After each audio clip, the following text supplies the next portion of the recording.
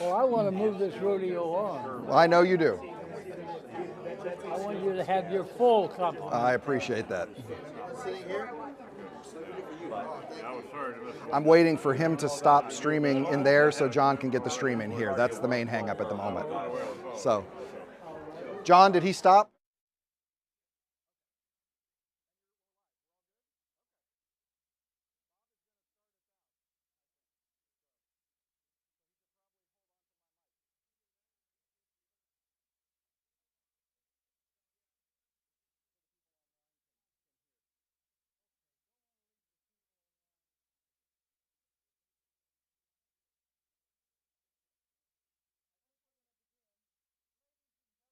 Let us begin.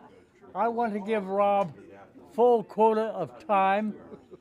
I have the honor to be able to introduce the subject representing the faith formations team of our church. We have created a kaleidoscope of looking at faith from many different perspectives, hoping to get a new insight. So I want to ask you to concentrate on getting a new insight from what you hear from Rob this morning. We're delighted that you are here, and so I'm going to turn it over to our pastor and let him do his thing as he tells us about the land from which it all began. Yeah. Thank you, Bob. Let me get my mic back in shape now so that the people online can have the same experience. And if I can do it without undressing, that would be even better. Okay, there we go. So that's okay. Welcome, welcome. Yeah, I don't plan on doing this in a formal manner. If you have thoughts or questions, I would encourage you to wave at me. I am sure there are questions that come up. Jasmine's playing Red Rover. That's okay. You're good. Run on over. I'm going to hand this to Tuppy while I'm thinking about it. Okay, we just did a deal there, so that's good. But I'm always grateful to talk about this subject because it made such an impact on me. I've spent probably 4 months total of my life in country in Israel. I did 2 archaeological excavations, one in '93 for 2 months at Tel Bet Shan, which is about right there. And Tel Rehov, which is about a mile from it. Tel Bet Shan is famous in the Bible because it's the place where Saul's body was hanged after the Philistines killed them. That's about all it's famous for. Tel Rehov, nothing ever happened there, which is great.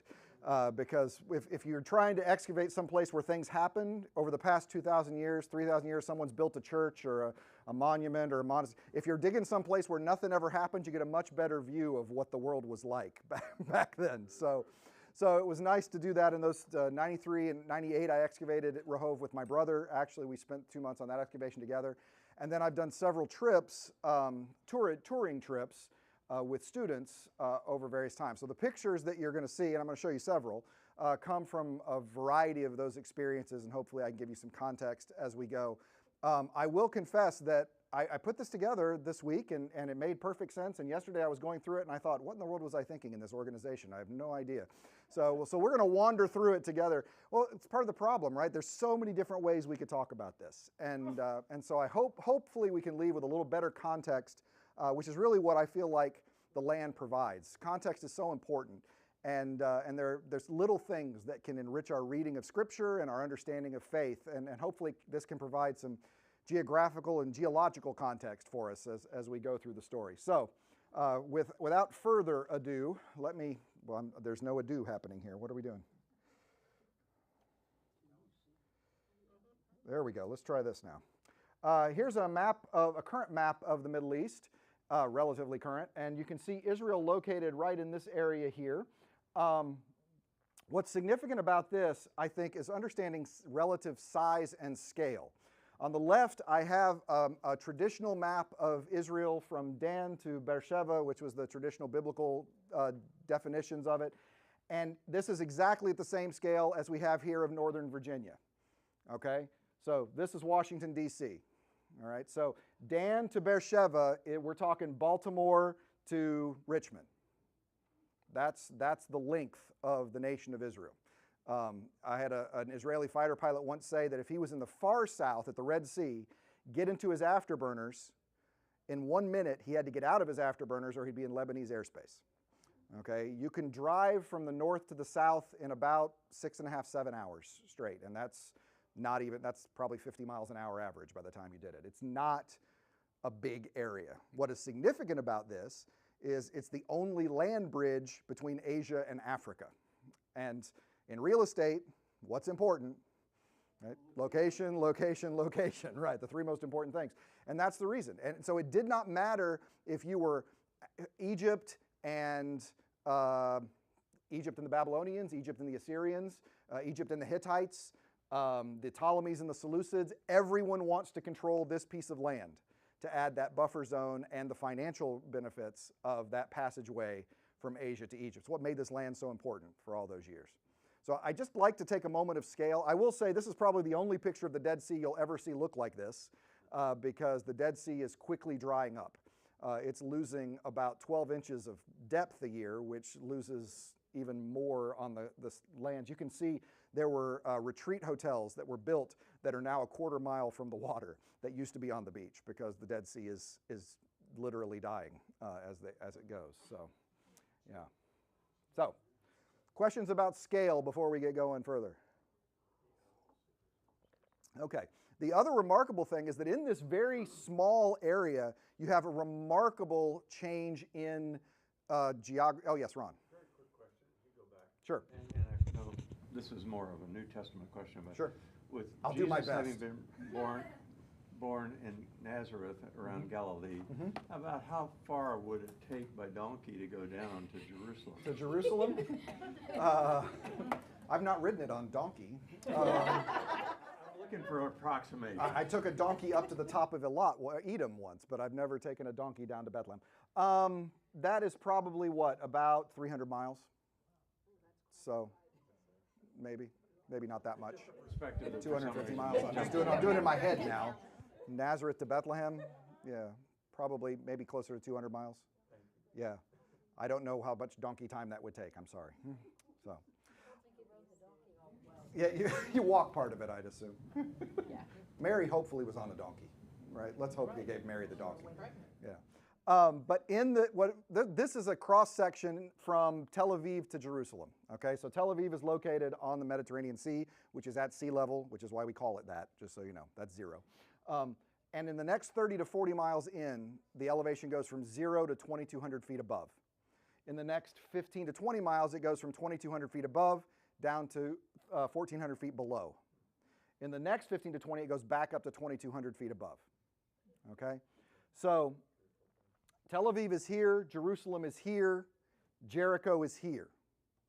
So the Bible says, Jesus tells a story, remember just a couple of weeks ago, the Good Samaritan. A certain man went down from Jerusalem to Jericho, because you go down from Jerusalem to Jericho. That's how that works, right? It's a heck of a ride when the brakes are going in the van, let me also tell you. That's very exciting. But what also happens is weather-wise that changes things. This side of the mountain, this is like California. This side of the mountain gets as much rain as you would normally expect, a nice normal, 80, 90 inches a year kind of thing. But it all dies over the mountains, all the clouds do, and as a result, this side of the mountain gets about 1/2 inch to 1.5 inches of rain a year. So you get lush vegetation over here, and you have desert on this side. So this is the wilderness of Judea, if you will, is the other side of the mountain. And I'll show you some pictures of that as we get through it too. Okay. So I just feel like some scale is helpful as we go through all of this. And real quick, just so you know, you'll hear me say these words probably. This is the coastal plains, the Central Hill Country, the Rift Valley. The Rift Valley, that hole in the ground that I said, the 1,400 feet below, that's where the Jordan River is. The word Jordan is Hebrew for goes down, because it does. It goes down through that Rift Valley. And then this side is the Transjordanian Plateau. Okay, so coastal plains, Central Hill Country, Rift Valley, Transjordan. That's where we're going to go through. Okay, so just that's our introduction. We good? All right. All right, well, let's start from an aerial. This is a handy Russian satellite from years ago, so things might have changed a little bit since then. But I think it's helpful to see on some levels because you can actually make out some borders on this satellite map based on vegetation. You can actually see the Israeli line between the Sinai and Egypt and Israel here. And if you're looking carefully, you can see the reforestation program Israel's had in place since 1948. You can see the West Bank clearly defined right here. So the trees are on this side and the not trees are on this side. So this would be the West Bank because it's the West Bank of the Jordan River. And this point right here that the trees come to, that's Jerusalem. Okay, so Jerusalem, Jericho, Bethlehem, Nazareth. Just kind of give you your bearings on some of these places, okay? So over here again, coastal plains, a lot of agriculture done here. The central hill country runs up and then it juts out to this little point up here. All right, these are the Carmel Mountains right here. There's no Mount Carmel, there's the Carmel Mountains. So when Elijah had his contest on Mount Carmel, it was a range. It's hard to know exactly where it was, but it's right in here. That means right in this spot here, you have a valley in the middle of the central hill country, so passage through these mountains becomes very important. And we're going to talk about that in a little bit. Whoever controls the pass through this mountain, this is the way of the sea, the Via Maris, right? The way of the sea. So armies would come up here and turn in to pass through the mountains because you don't go through the desert with your army. That's not a good way to do things. So you come up here and get through. Whoever controls these passes controls, who gets in your land. Josiah dies here trying to stop the Egyptian army. A lot of battles take place in this valley right here. But this is the Galilee. Bethel is down here. Yeah, Bethel is here. Dan and Bethel are here. Beersheba is down here. That's where Megiddo is. That's where Jokneam, Jezreel is there. Yeah. Megiddo is I don't have any pictures of Megiddo. Megiddo, I mean, I've been there. I just didn't put pictures. I could keep you here all afternoon. You realize that, right? Got 4 months worth of pictures. But Megiddo, so many battles took place in this valley that when the vision of the end, of the ultimate battle at the end in the book of Revelation, exactly, it takes place at the Mound of Megiddo, or Har Megiddo, Armageddon. We get our word Armageddon from that site located in this valley because so many battles took place there. Yeah, absolutely. Okay, moving on. This is in the far north. This is way up here in one of the far sources of the Jordan River and the Sea of Galilee. This is looking toward the southeast. You can see the central hill country over here. You can actually see some of the mountains that you get a little bit further down there. This is Dan, the person after whom Daniel is named. This is my mentor in so many ways. We are standing on a Crusader fortress. I like to put this picture in there just to remind, probably second only to Herod the Great, the Crusaders made a huge impact on the architecture of the land.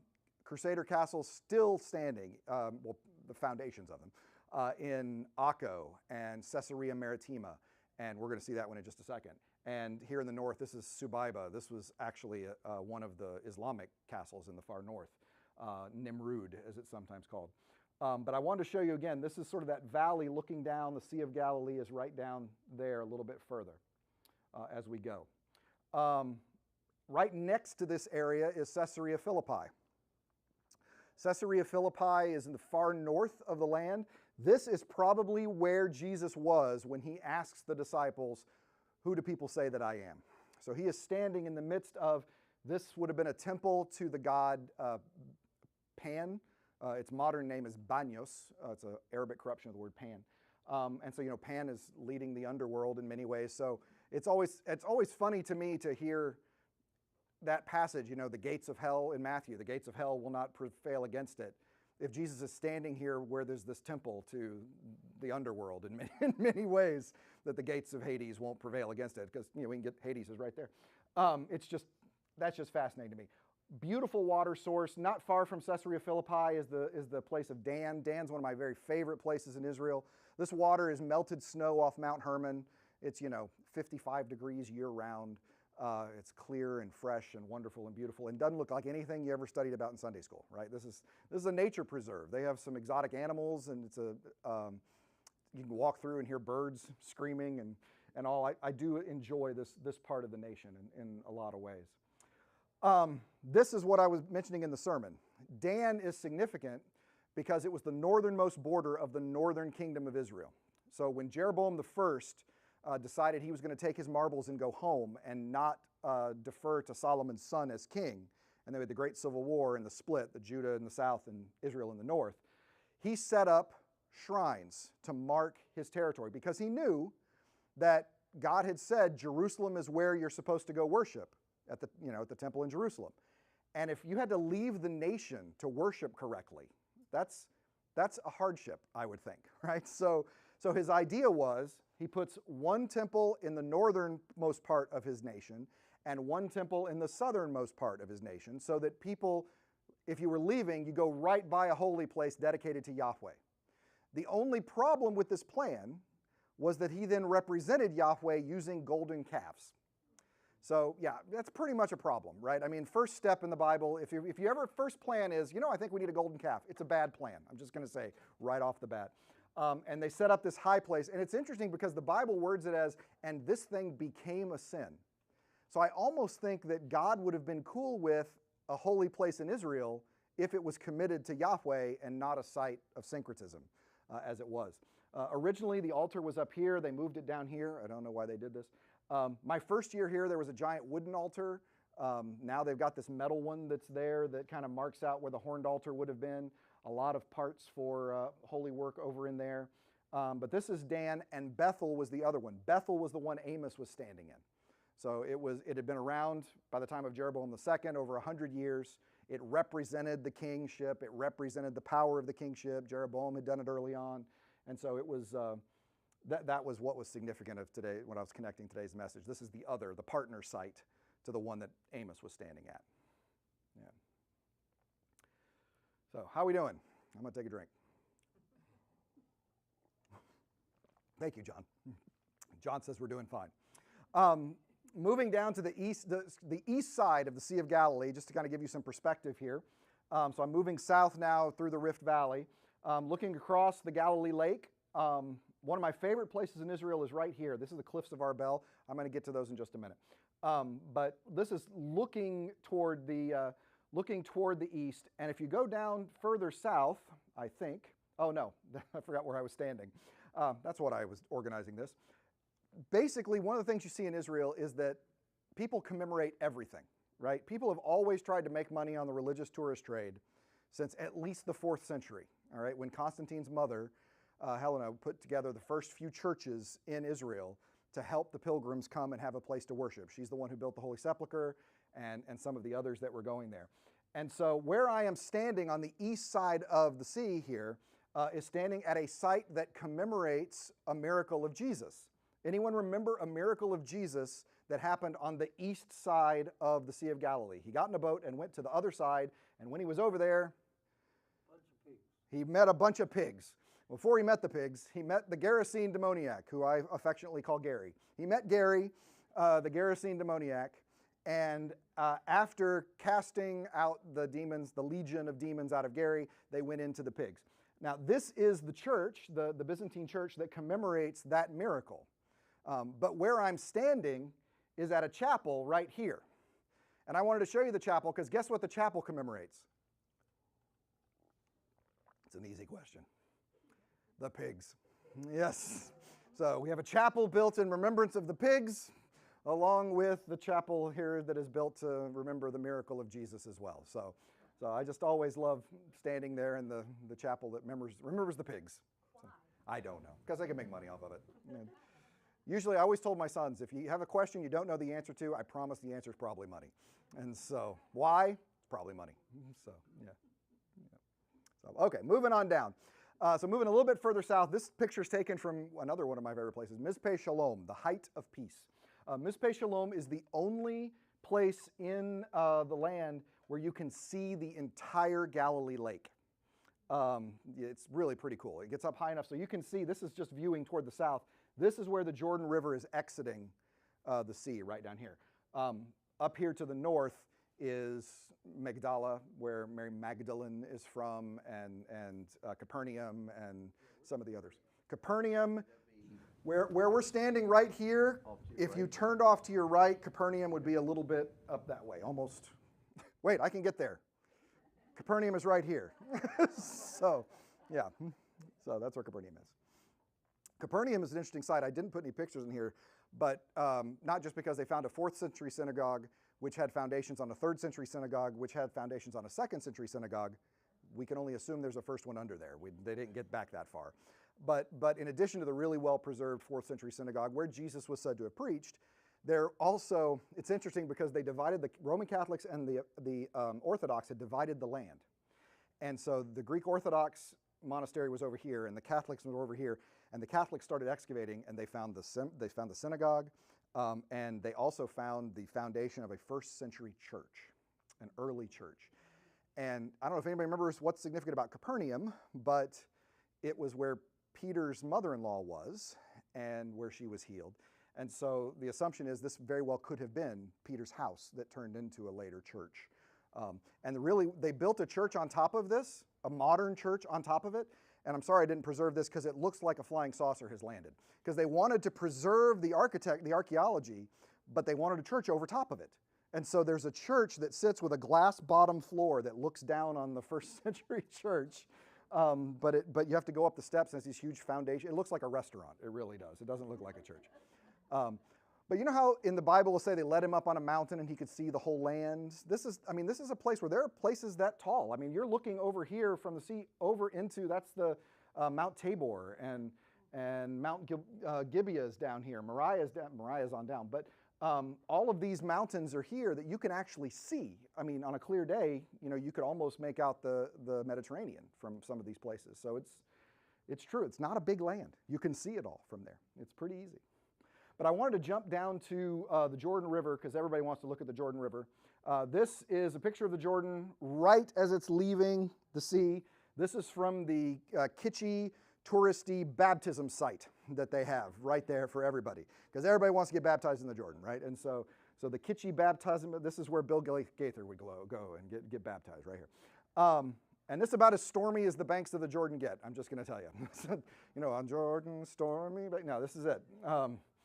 This is in the rainy season that I'm visiting in this picture. It's March, right? So it's rained now for 5 months, and that's the water we got. As you go further south along the Jordan, it starts looking like this. Could probably clear that if I had a good run and go. That's about 6 to 8 feet right there. And in May, I took this picture. This is from the perspective of actually Jordan, the nation of Jordan. I'm as you can tell, I'm on the east side of the Jordan River here. This is right before it goes into the Dead Sea. This is at the end of the rainy season, okay? Now, the Joshua says during the rainy season, it was so big across, we're talking 50 feet, kind of, not anymore. Turns out that Israelis use water like Americans do, right? Arabs don't, but Arabs tend to use bidets and other things. One of my favorite stories. In Jordan, they have toilet paper in all the stalls, but they have a trash can for the toilet paper. They don't flush the toilet paper. They put the toilet paper in the trash can. Then you use the bidet. And this missionary had his kids, and his kids were young, and they'd raised them in Jordan, right? And so they come to America for their first furlough, and they're trying to explain, there's no trash cans in the bathrooms. You have to flush the toilet paper. And one of the kids said, Americans can't afford trash cans? It's very sad that the Americans are struggling for trash cans. So, no, it's okay to flush. But all of these uses of water upstream are obviously causing the Jordan to not have as much, and causing the Dead Sea then to dry up as well. That's the reasons that it's losing so much shoreline and height over the years. So yeah, not particularly stormy, the Jordan River at this point. This is probably the first picture I've shown that looks like something you saw in your Sunday school literature. This is the other side of the Central Hill Country, right? This is the half an inch of rain a year, very, very mild climate. They grow bananas, they grow dates on that side of the mountain. Because it's wild when you think about Israel has the same latitude as North Carolina. Okay, so we normally think of it being further south, but it's not. But at the other side because of the weather on the other side of the hill country, much more mild climates of dates and bananas, much easier to grow on this side. A lot of the ancient sites had these huge plaster cisterns, and they would, Masada in particular, they would capture the rainwater, that half of inch of rain, over a 40-acre site, and channel it into a cistern. So at Masada, they could actually capture enough water in an inch and a half of rain a year to get through a dry year, like an inch and a half is a wet year.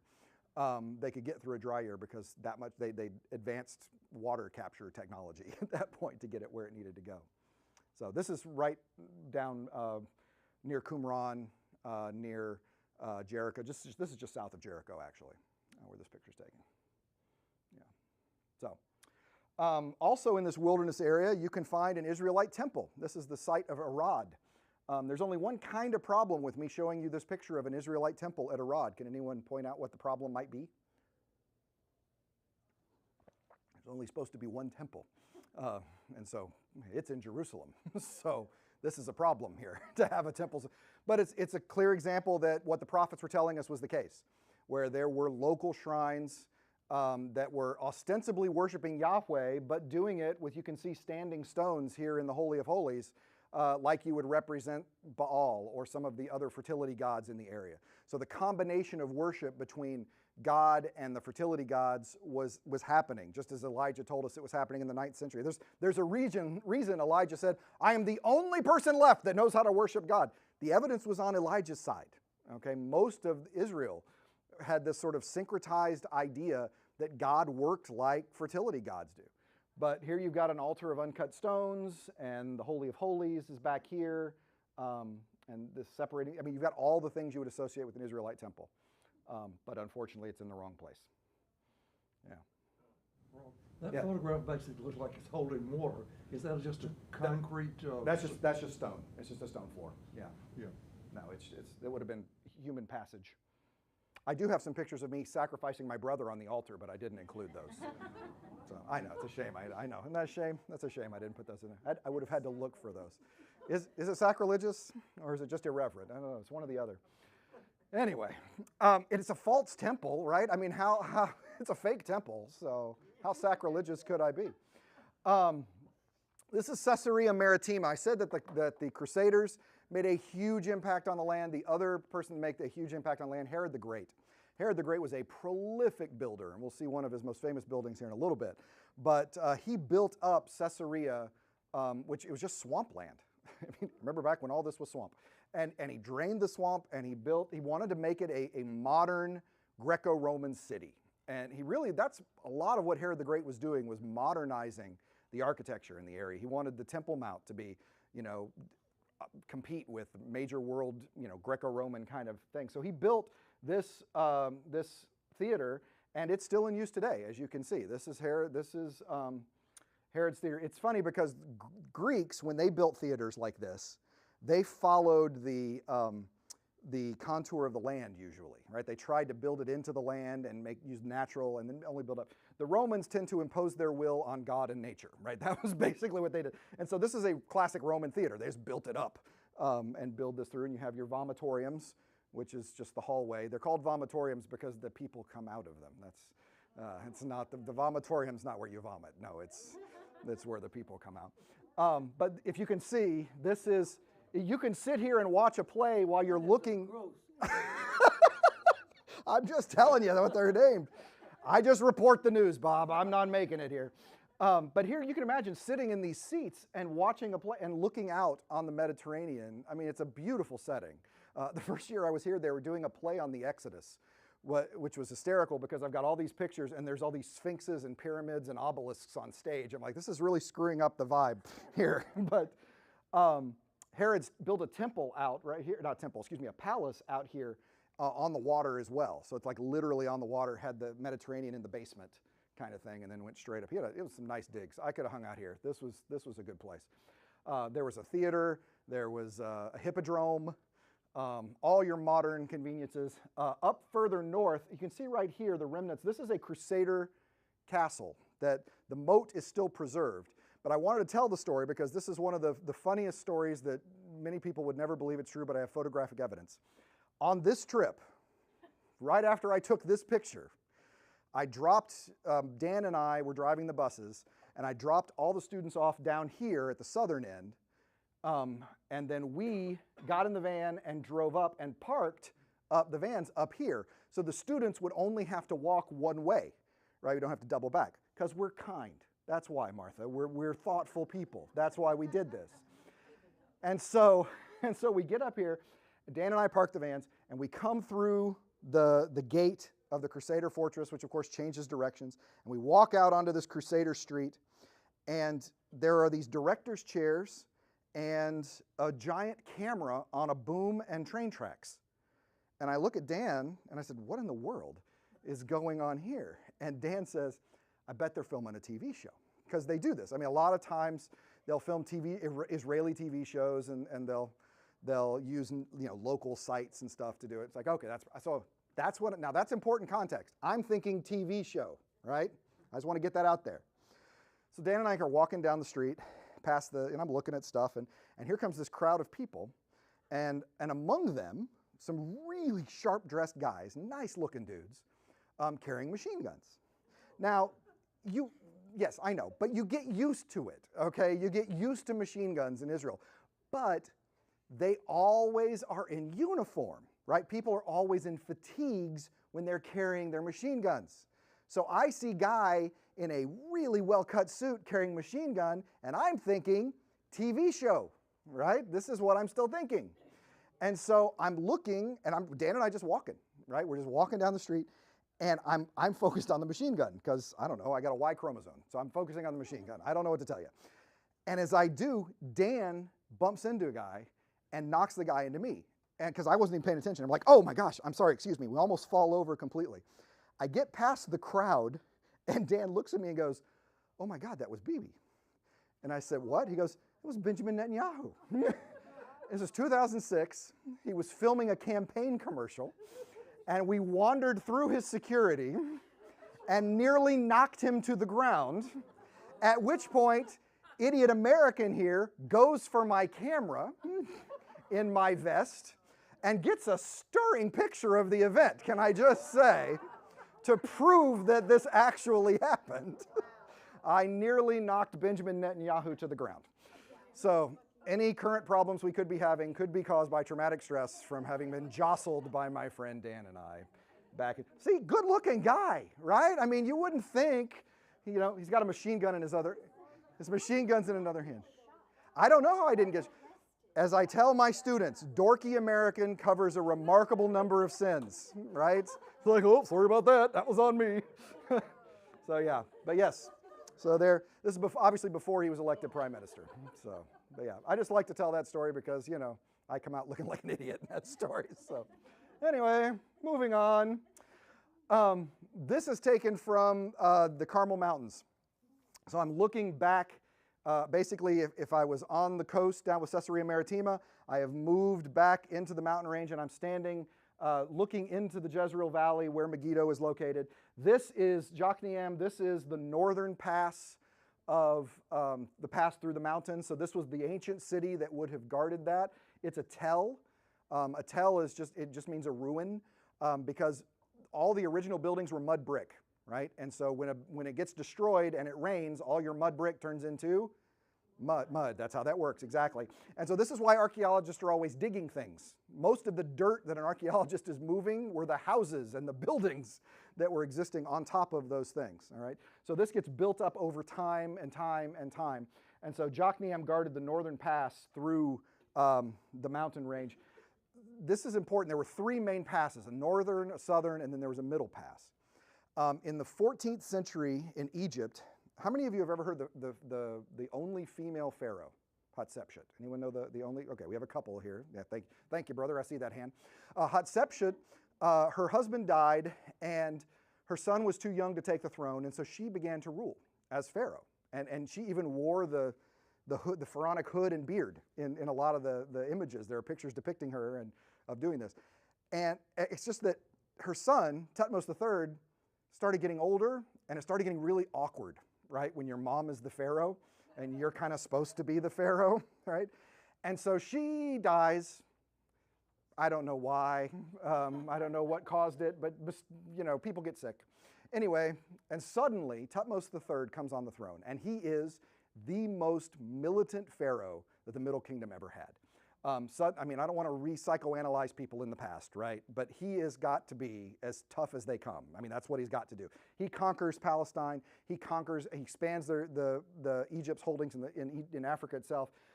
But the first campaign, this is my favorite story of Thutmose. My first campaign, he takes the generals up, and they're camping on this side of the Carmel Mountains. Like, they've watched the Via Maris. They're on the west side. They've got to go through the pass, and all of his generals say, look, the middle pass is too narrow.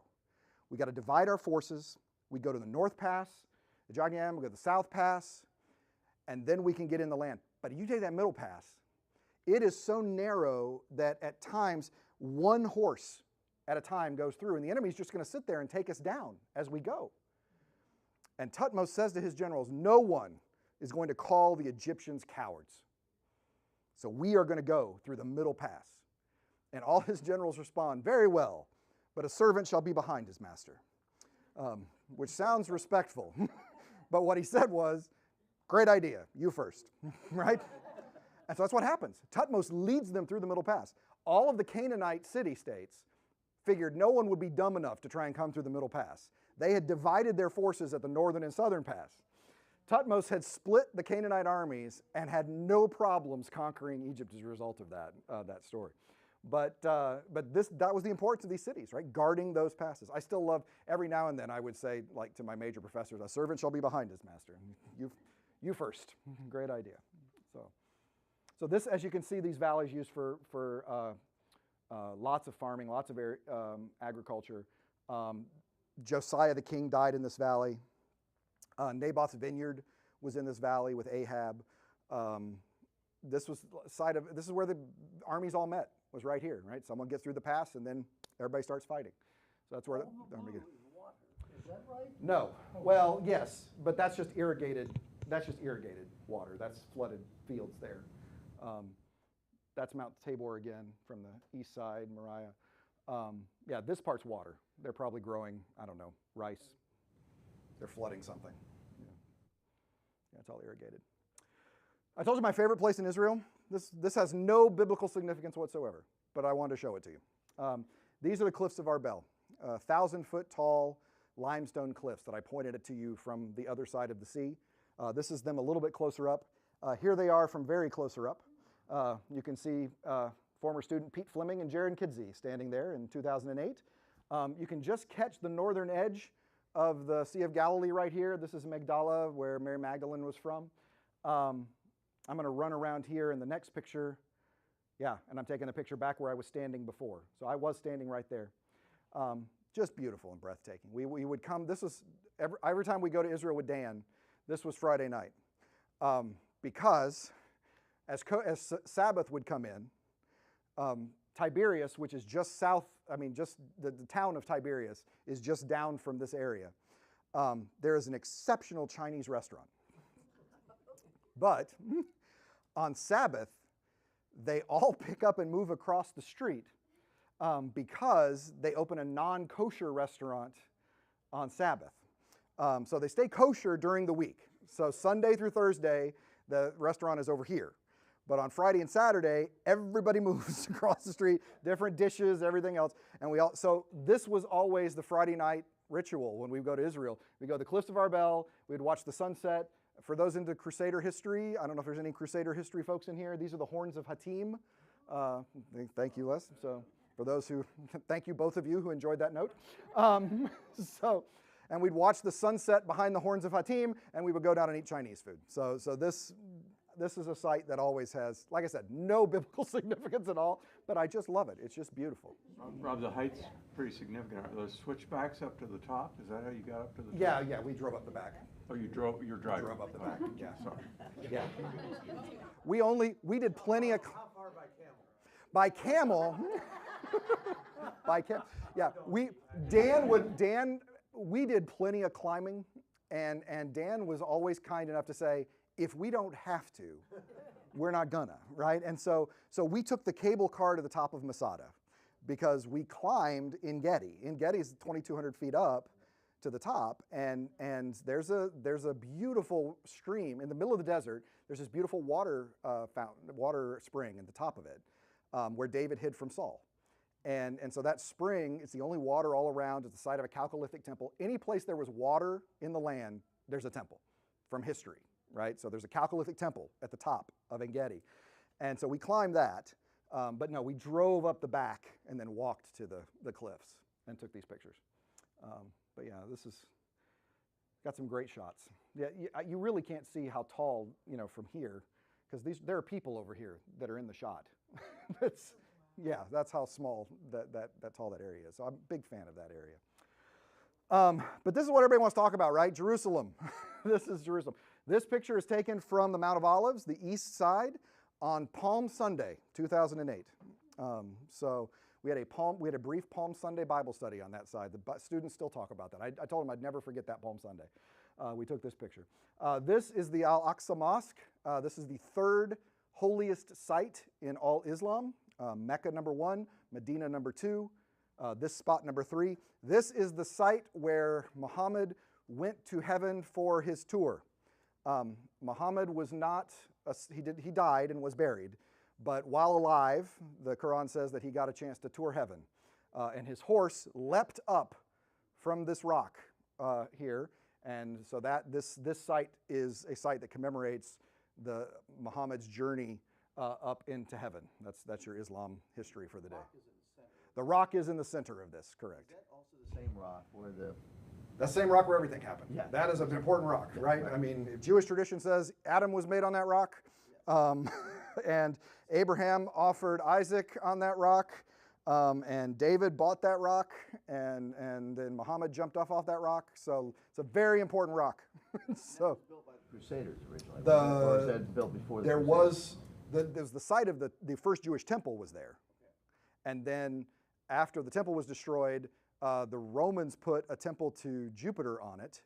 And then the Persians, I believe, tore that down. The Persians did more destructive work than the Muslims did, actually. The Muslims actually preserved some stuff.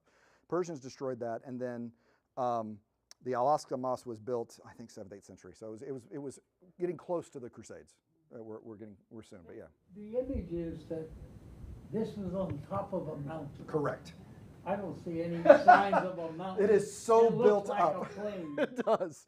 It does. Now, okay, so the way it works is I'm on a mountain, and there's a mountain over here, okay? And in between these two mountains comes this spire down, which gives us Mount Zion, and then on down into the city of David, which kind of peters out to a point, and the two valleys meet, okay? So it ain't much of a mountain. It's just it's a mound. It's not a lot. Yeah, yeah, but we're marching to Zion, the ridge of Zion. That doesn't work. You can't do that. Wasn't that area, though, expanded artificially by Herod? It was. Actually, what happened was Herod filled in the valley on the backside. And I'll show you that in just a second. This is also, I've struggled to find where to put all this stuff. This is one of my favorite resonances with the biblical text, because this is a wall that Hezekiah built in a hurry between 705 and 701 BC. He built this wall to defend against Sennacherib's invasion. And Isaiah told him, don't do it. Don't rebel against Sennacherib. And Hezekiah thought, we're never going to have a better time. Now's when we need to rebel. And I mean, Hezekiah was right. It's just that it turns out Sennacherib was really tough, and Isaiah was really right. But one of the things he condemns Hezekiah for is, you've built your wall. He said, you counted the number of houses in Jerusalem to build your wall. And this wall of Hezekiah runs right through the foundation of a house from the same time period. So we had an eminent domain moment here where it said, sorry, we're taking your house. And the wall literally runs through the middle of this person's house. And Isaiah literally criticized Hezekiah for doing exactly that. I just find that resonance between the archaeology and the Bible hysterical, that you could find that kind of correspondence. It's funny. But yeah, the original wall would have been 1, 2, 3, 4, 5, 6, 7, 8 meters tall and about 4 or 5 meters across. And Sennacherib shut Hezekiah up like a bird in a cage, it said. He destroyed all the 41 fortified cities and surrounded him. And if it wasn't for God's miraculous deliverance, might have destroyed Jerusalem as well. Hezekiah repented. That's the secret there. Repent. how he avoided destruction. This is the Jerusalem that Jesus knew, though. Okay, so I'm really standing in the same place in this picture. This is a model that originally was done by a man in East Jerusalem, and the Israeli museum, the Israel Museum, bought it from the man and moved it over to the Dead Sea Scroll exhibit. So this is part of the Israel Museum. This is the temple of Herod the Great. Herod originally, when he rebuilt this temple, the temple was obviously rebuilt when they came back from exile, right? But after 500 years was looking kind of puny. And Herod said, we need to dress this thing up. We need to bring Jerusalem into the first century. He didn't use that term, but so we got to update it. And so he doubled the size of this outer court area, right? Because the dimensions of the temple you can't change. Those are written in stone, actually. But no, those are in Torah. You can't alter those. You have the court of the men and the court of the priests, and then the Holy of Holies would be inside this building. But this would be the court of the Gentiles, all around here. And Herod thought, that's my opportunity to expand it. And so he put a 2-story agora, which is an ancient mall, basically. Inside the agoras are stoas, S-T-O-A-I, S-T-O-I-A. The stoas were places of buying stuff, if you go to the stoa. Or they were places of teaching. The Stoic philosophers actually get their name from teaching in the stoas in Athens, in the Great Agora in Athens. So he's really modernized the city in what he was doing. That's why it took 67 years, I think, to complete, all things done. This is the Antiochia fortress on the northern edge. This is where the kings kept an eye on the religious folks in the Old Testament, and where the Romans kept an eye on the religious folks in the New Testament. The steps of the Antiochia are where Paul gives his speech right after he's been arrested. He was arrested for bringing a Gentile into the temple, which my colleague Mike McKeever doesn't believe he did, but didn't think there would be a problem with it if he did, because Paul would have done it anyway. He's crazy. What would happen is, you see these two parts right here? It's all about marketing. It really is. Because these two covered areas are stairways. You would enter down here to this complex and go up the steps and come out just breathtakingly knocked over by this white marble in gold. So you come out from the steps, right, and the doors open, and oh my gosh, what an amazing, this area was so beautiful. There's talk that the Romans debated whether they should destroy the temple when they were invading in 70. Fortunately, the priest accidentally set it on fire, so they didn't have to worry about that decision at the end of the day. But, people, what are you going to do? I'm going to spin around. This is, by the way, the eastern gate, so this is just for what you care about. This is the gate called Beautiful, where the leper would be sitting, and Acts would be right here. I've spun around now. These are the two doors you would go in, right? And you would come up the steps, and you see the Antiochia fortress up there. The pools of Bethesda right up here, where the paralytic sat, just further north. Interesting that, this is interesting. Holy places tend to stay holy places. So an ancient holy site, even if it was pagan, you'd have a shrine put on top of it, a Jewish shrine. It ends up being a Muslim shrine. People just continued to do this. The pools of Bethesda, they're the site of healing, right? It's fascinating because in the Middle Ages, let me start over again. It went on the Middle Ages. Let me back up.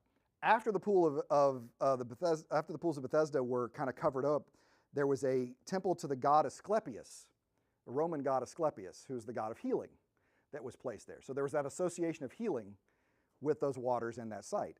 But what's neat to me is 1,000 years later, the Crusaders build the Church of St. Anne, and next to the Church of St. Anne, there was a Crusader hospital on this site. And it's like 1,000 years had passed, and yet there was still some sort of cultural memory that this place was associated with healing. I don't even know how to explain that, right? There weren't records, there was no visible, but over time, tradition, over 1,000 years of tradition, this place is a place, we'll put a hospital there. Maybe it was a coincidence, but I still think that's funny. So. I was born in St. Anne's Hospital in Chicago, a little bit further off. Yeah. Do you know who St. Anne is? But I'm sure it's the St. Anne you're thinking of. Anyone know St. Anne? Mary's mother. Yes, thank you. I'm expecting some of you raised Catholic to know this thing, okay? Come on. St. Anne, actually a Crusader church, still standing, and has the most remarkable acoustics anywhere. And so every time you go to the Church of St. Anne, there's always somebody singing. And there's a violin playing. There was a little French children's choir when we were there one year, which was amazing because it just resonates. It's like singing in a shower. You know, it's just amazing, the resonance that you get. So, Now, is that the Wailing Wall? not yet, not yet. But I do want you to focus right here. All right, you see this arch? This is the exit, right? People would come out here and they would walk on this exit and turn. I want you to look at this arch right here. I'll zoom in on it a little bit for you. This arch and this stairway around here, because this is what it looks like today, okay? You can make out the beginnings of this arch right here, all right? This is part of Herod's temple that's still standing. It's part of that Temple Mount. The Dome of the Rock's a little bit further over here. It would have come over here, turned, and then down here would have been the steps. This is known as Robinson's Arch. Edward Robinson, grandfather of biblical archaeology, saw this sticking up about here at ground level and speculated that it was part of the arch of the original temple, and it turned out he was right, part of the Temple Mount. He was right. So down here, all of this down below, this was a street that ran along the western wall of the Temple Mount. This would have been covered up. This was covered up in '93. I mean, so this was excavated since then. I guess 2006 was the first time I saw this. So sometime in the early 2000s, this was excavated. This is all debris from the Roman destruction in 70. The stones still sit there, because why are you moving them, right? I mean, it's just debris. But this would have been a street that passed, and they would have some more stoas out here at the time. These stones, some of them are 24 feet long, 8 to 10 meters. Modern cranes can't even lift them. They were rolling them on rocks, or on logs to get them. They'd cut them at the quarry, and then they'd roll them, and then they'd grab the back and put the roll at the front and just keep rolling it all the way into place, which is why it took 67 years to build the thing. But you can always tell Herod's stones because they always have this nice relief on them. They got a nice little edge around the outside. But if you keep walking along this wall, okay, you get to this side, which was exposed much older. This is the Western Wall, sometimes called the Wailing Wall. Now, you won't hear Israelis talk much about the Wailing Wall. Now they'll talk about the Western Wall. They used to be more the Wailing Wall prior to 1948, frankly. Actually, probably prior to 1967. But here is an Israeli soldier with a machine gun. See, he's in uniform. That doesn't throw me. I get it, right? But in a suit and a machine gun, I could be fooled. Anyway. There's a great picture of people at, I think it must have been at Purim, and there was a young man praying at the Wailing Wall, at the Western Wall, dressed as Spider-Man, which I still love that image because someone posted it online, and there's Spider-Man right at the wall, and it's like must resist urge to climb. But, full Spider-Man outfit, yeah, well, with a kippah, yeah. So he had a Spider-Man and a kippah, yeah. So. Because apparently the mask doesn't count as head covering, so you need to keep your yarmulke or your kippah on your head. Yeah. There are also some more excavations of the burnt house, is sometimes called, which is a Jewish home that was destroyed in the Roman occupation and during the Roman destruction, and some of those remnants are still in there. The reason it's so contentious is that picture I took. This is where that guy was. Okay, so here is the Dome of the Rock. Here is the last surviving at the time access to what was Herod's temple, and sharing, right? Those of you who watched my when I talked about the modern situation, the moment that really escalated the tensions between Palestinians and Israelis in 1929 was here. There was an escalation of too many people, and they thought there was an invasion taking over. So basically a riot broke out that really kind of set things on an unhealthy path from that point on. This is now a covered pathway to get up to the Muslim features at the top. Was it 2000?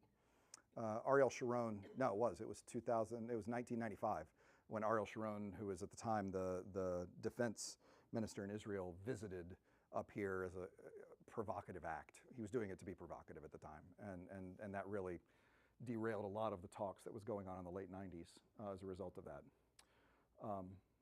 But anyway, yeah, so this part down here, original Stones of Solomon, Everything above that is throughout history, right? Crusades, modern, medieval. I mean, it's just all that gets built on top of that as you go. People have lived in this place for 5,000 years, so there's a lot of stuff on top of stuff as you go.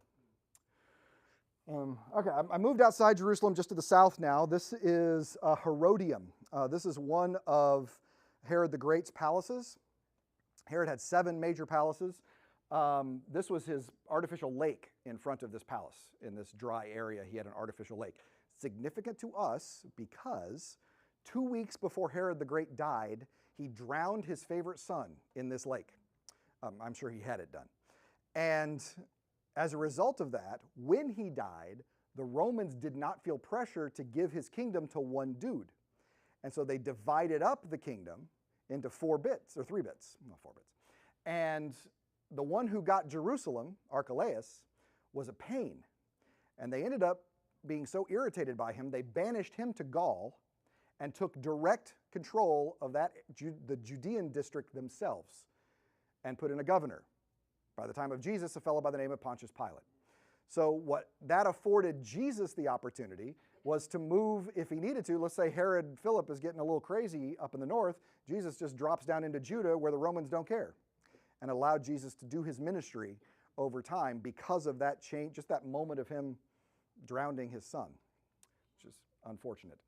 This is the palace. The original mountain at Herodium was this tall, and Herod doubled the size of the hill and put his palace inside it, which we always think makes it look like a James Bond hollowed out volcano at the end, where the evil plan is run from. But you can see, now, Ron, we did drive up here and park. We didn't climb it, I'm sorry. We parked here and climbed. We did climb from here. I wasn't going to ask. I know. We didn't take donkeys either, but we climbed from here up to here. And you can see this great picture down. And actually, archaeologists said they have found his tomb, Herod the Great's tomb at Herodium. This is where he wanted to be buried, but no one believed that he was liked well enough to bring him here after he died. All the archaeologists were like, well, everybody hated him. There's no way they took him to Herodium, but maybe they did. They may have actually taken him, and archaeologists say they have found his tomb there. I haven't been back since that's happened. So, but here's what's significant for me on this. This picture was taken in 2008, in March of 2008, and it was after this picture was taken that my life changed in regard to Israel, because this Herodian and Bethlehem and Jericho, all of those are in the West Bank, and we'd had a little bit of trouble getting across the checkpoint, which is unusual. It was Friday. I was surprised, and after we left Herodian, we got to Bethlehem, and everything was closed, and that was strange because Bethlehem is probably 20% Christian, and so an Islamic store might be closed on a Friday, but Christians are always open for business on Friday. Everybody was closed. And it turned out that there was a citywide protest going on. We didn't know about this at the time. And we parked, apparently 4 Palestinians had been killed by IDF, the Israeli Defense Force. They'd sent people into Bethlehem and killed these suspected terrorists and then left. And the city was basically protesting lack of due process, that they had just come in and killed these people. And everything was closed. So my bus driver called the person who owned the one Christian souvenir shop that I like to serve, and he's like, oh yeah, we'll open for you, no problem. So they came and we bought some souvenirs. But that's where we got the story. We parked down by the Church of the Nativity, and near the Church of the Nativity. We couldn't get as close as we normally did. And the city was just explosive. I mean, I can't even describe it. You could tell people were just nervous. Palestinians aren't allowed weapons, so even the Palestinian security forces didn't have weapons. They were in uniform, but they didn't have weapons. And while we're walking toward the Church of the Nativity, a young Palestinian boy, probably 10 or 11, was screaming at this Palestinian security officer and just yelling at him. And as he walks away, he picks up a rock and throws, and the rock goes over my group and goes toward the Palestinian. And so now, all my students are right on me like baby ducks, right? I mean, just all the way as we go. And we get to the Church of the Nativity, and this was taken by Chuck Pearson, took this picture. This is me trying to explain the situation to my friend Tracy. But I always laughed because it always looked like I was saying, now this is Jesus. But what I'm trying to do is point to, different parts, because what really took my breath away when I got to this place was when we got in the Church of the Nativity, still a functioning church. There were 2 worship services going on, a Protestant and a Catholic prayer service, spontaneous prayer service on this Friday that had gathered together to pray about the situation. I did not know about Palestinian Christians. I really didn't. I kind of knew about them in the abstract, but I didn't know that 10% of Palestine was Christian in 1920, that now 1% of Palestine is Christian, and at the time, like I said, 20% of Bethlehem of that. Praying for the situation was just powerful for me. That suddenly it wasn't a two-sided argument anymore. Now I've got people in my church that are suffering as a result of what's going on. And this is what the opening to the Church of the Nativity normally looks like. The original church built by Helen and Constantine had this huge opening. And I have heard people kept riding horses into the church. And so they made the door smaller. But they still had the problem of the horses, apparently, in the Middle Ages.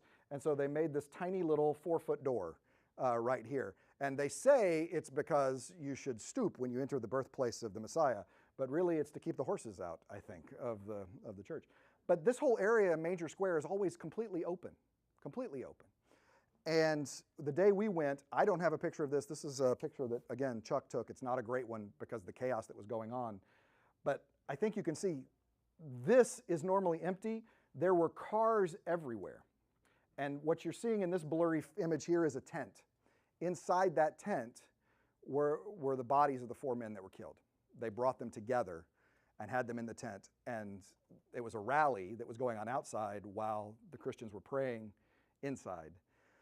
And we got back on the bus and we rode to the hotel and the checkpoint. And as we're going, we're riding in complete silence. This was my first trip leading students by myself. I had always been Dan's right-hand man. I had never been in charge. And we had spent 2 days in the Negev, the desert area, no cell phone service, right? No internet. And so I didn't know any of this was going on. And so, and I was like, stupid, right? Why did I should have known better. It's always iffy. Bethlehem and Jericho, always iffy. You shouldn't do that right after you've not been in contact. That was just dumb on my part. Why was I thinking? And so I'm feeling guilty. I remember Chuck is in tears. He's weeping behind me. The students are some of them are journaling. Everybody's processing. So I'm like, oh my God, all the parents, right? That's all I can think. The parents are going to be just panicked about this situation. I get back to the hotel. I go to USA Today. I go to the Atlanta Journal-Constitution because I was working at Shorter at the time. And there's nothing on the front page. I'm like, okay, thank God, right? So the parents aren't going to know. This is good. And then I start looking, and Google News doesn't have anything, and the Times doesn't have anything, and nobody has anything, and now I'm getting mad. Because here, Jerusalem Post had something, page 17, right? And so now, here's this event that is formative on our lives, and nobody knows about it? How is that possible? How is that right?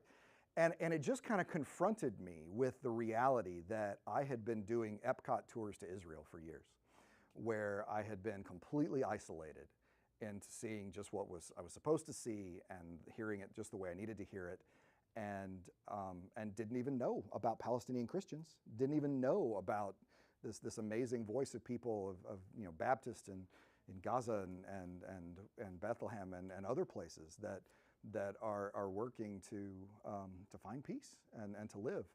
And since that time, I always vowed, the next time I go to Israel, I can't just do an ancient trip. I can't just be looking at Megiddo and Bet Shan and all these places. I have to find a way to incorporate the story of of everyone, of this painful land that people are suffering in. So that part of the trip is one that has stayed with me forever. And as time has moved on, I've never gotten to go back. Every time I'm about to schedule a trip, something happens. A couple years ago, I was getting ready to put a trip together, and then October 7th happened. And so I'm still planning at some point to take us all. I had to wait for Tom Jackson to stop for one. That was a problem. I was tired of counter-programming the former pastor. That felt like that was wrong. But yeah, the next time, when I do, I feel like that it needs to have something that incorporates the narrative, not just ancient, but modern as well. Because that's an important part of the story of the land in so many ways. So that's my presentation on that. So what questions, thoughts, how can I help?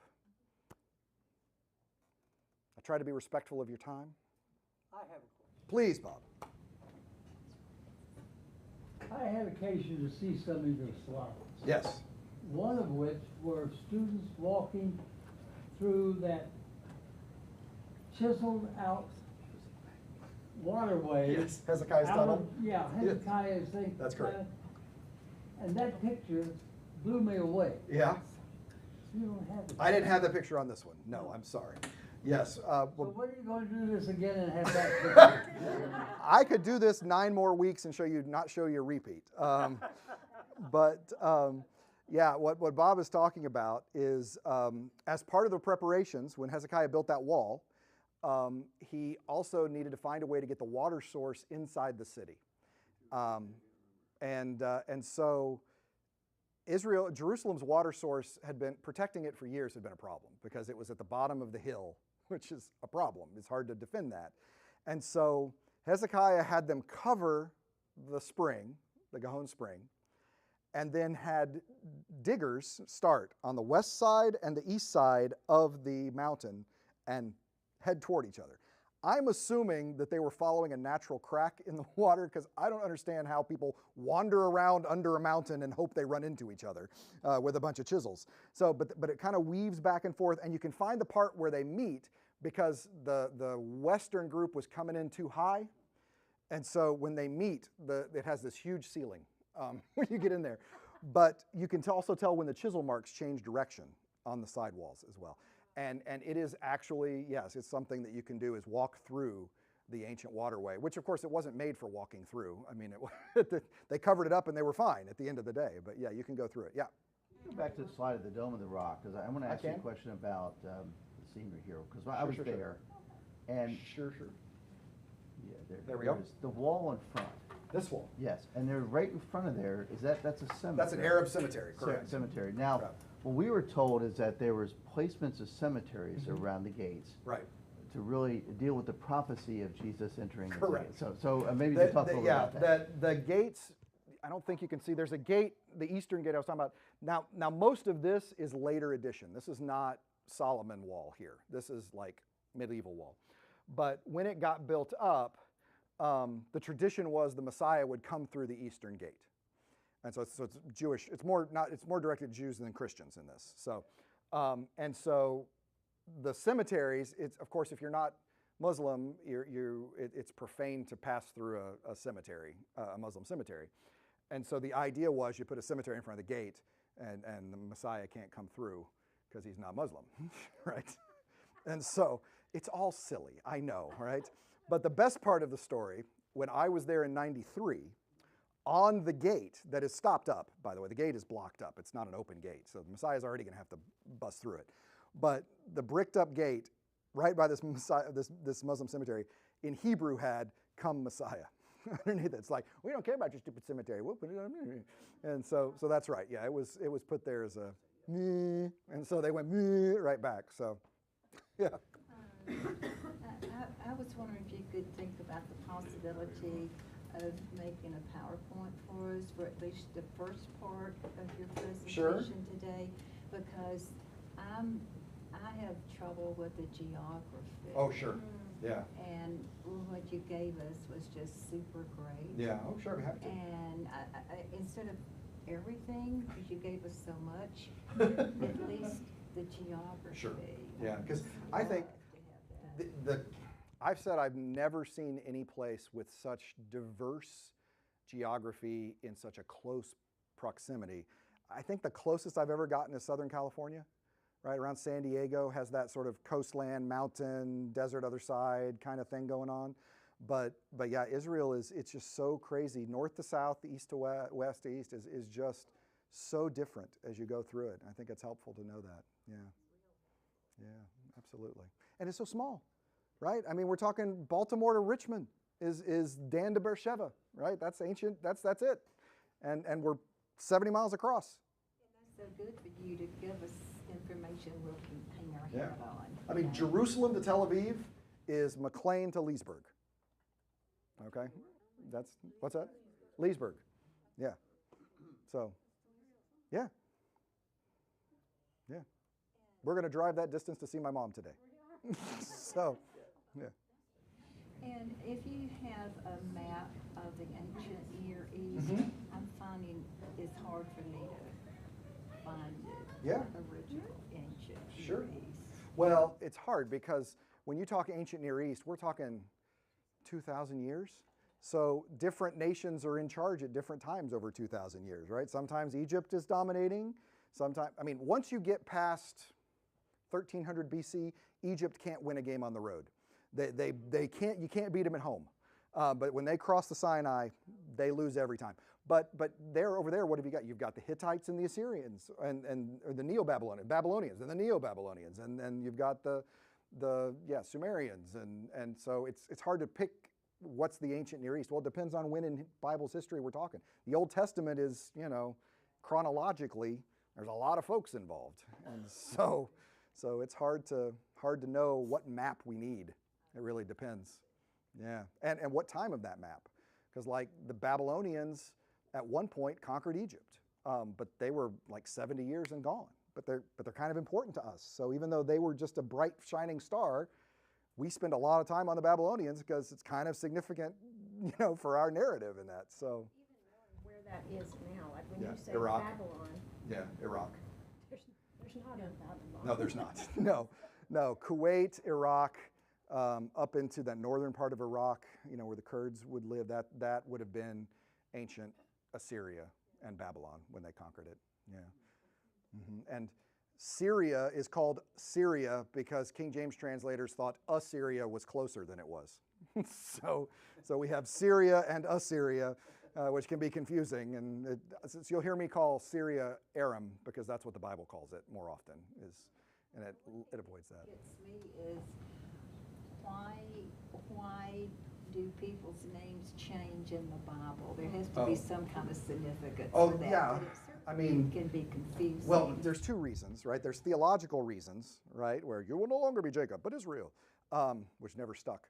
And then there are practical reasons, and that is the name was in Hebrew. We translated it into Latin, which you're now reading in English. And so, Yitzhak becomes Isaac. That's not a name change. That's how we say Isaac. It's Yitzhak. Yeah. That's a problem too, because in modern Israel, all of the place names are transliterated from Hebrew, but all the place names were transliterated from Hebrew into Latin, into German, into English. Capernaum doesn't say Capernaum on the sign. It says Kephar-Nahum, because Kephar-Nahum is the Hebrew name of Capernaum. So you have to walk through sometimes you have to say it a couple times to figure out, what is it? Jerusalem is Yerushalayim. It's not Jerusalem, it's Yerushalayim, right? So that's just one of those things you Is it the Holy Sepulchre? Oh yeah. Yeah, we did the Holy Sepulchre. I do. It's inside. Okay. It's the Church of the Holy Sepulchre is the site of the church that Constantine's mother Helen constructed, and likely represents the place of both crucifixion and resurrection. In the 18th century, Protestants didn't like it because it had all those Catholics in it, and it was dark, and so they really liked the Garden Tomb, which they picked as the site of Jesus' crucifixion and resurrection, which has no historical basis, but it's a lovely place.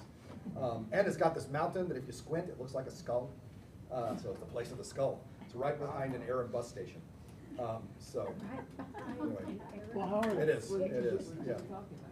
how can they have a place that represents both in the same place? I would have thought that they would be separated by quite a bit. No, not really. There was I think the Bible even says there was a cemetery nearby, or there was a tomb nearby. Oh, okay. So yeah, I mean the building is not small. It's, but yeah, we good?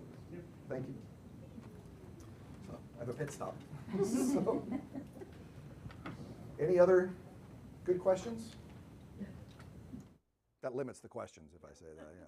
Sorry, yeah, Marilyn catch that. So. All right, well, thank you so much for your good attention and good attendance. I can do this again. I can be here all week. So have a great day, everybody. Go another hour. I could. I could easily. Just swap batteries. Come on, man. I just swapped batteries, I know. What the heck?